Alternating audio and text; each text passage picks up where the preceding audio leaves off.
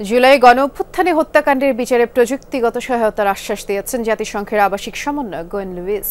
দুপুরে আন্তর্জাতিক অপরাধ ট্রাইব্যুনালে চিফ প্রসিকিউটরের সাথে সাক্ষাৎ করে জুলাই আগস্ট হত্যাকাণ্ডের বিচার প্রক্রিয়ার স্বচ্ছতার বিষয়ে তিনি জানতে চান। এ সময় ট্রাইব্যুনালের বিচার কাজে জাতিসংঘের সমর্থন চান চিফ প্রসিকিউটর।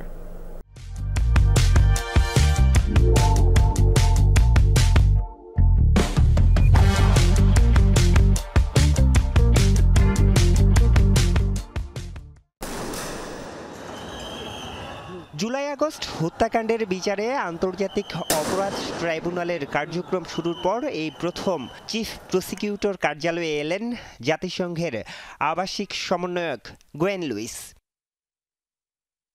দীর্ঘ আলাপে গোয়েন লুইস জানতে চান জুলাই আগস্টের হত্যার বিচার প্রক্রিয়া এবং এর স্বচ্ছতা নিয়ে। এ সময় কারিগরি এবং প্রযুক্তিগত সহায়তার আশ্বাসও দেন তিনি। বিচার প্রক্রিয়া স্বচ্ছ নিরপেক্ষ করার ব্যাপারে আমরা কি ধরনের স্টেপস নিচ্ছি, কি কাজ করছি, সেই ব্যাপারে কোনো অ্যাসিস্ট্যান্সের দরকার আছে কিনা, এইসব বিষয় নিয়ে খোলামেলা তারা আলোচনা করেছেন। তারা আমাদের জানিয়েছেন যে এই কার্যক্রম যেহেতু বাংলাদেশের মানুষের মধ্যে এই বিচারের ব্যাপারে যে আকাঙ্ক্ষা আছে, যে অপরাধ এখানে হয়েছে, যে ভিকটিম পরিবার যাদের স্বজনদেরকে হারিয়েছে, প্রিয়জনদের হারিয়েছে, তাদের বিচার প্রাপ্তির যে অধিকার আছে, সেই বিষয়ে এই বিচারটা যাতে ভালোভাবে হয় সেই জন্য জাতিসংঘ এই প্রক্রিয়াকে সমর্থন জানাবে যতটুকু তাদের পক্ষে সম্ভব।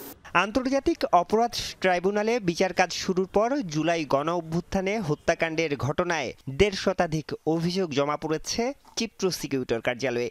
অল্প সময়ের মধ্যে দু একটি অভিযোগের তদন্ত প্রতিবেদন জমা দেয়া হবে বলে জানিয়েছেন চিফ প্রসিকিউটর। এই ব্যাপারে আমরা দিনরাত কাজ করছি। অগ্রগতি তো অবশ্যই আছে, অগ্রগতি আছে বলেই তো আমরা আশাবাদ ব্যক্ত করেছি যে আমরা চার্জশিট দিতে পারবো, বা চার্জশিট বা পুলিশ রিপোর্ট, তদন্ত রিপোর্ট সেটা আসবে, চলমান আছে। আশা করছি আমরা একটা দ্রুততম সময়ের মধ্যে অন্তত ২-১টা মামলার প্রতিবেদন আমরা পেয়ে যাব।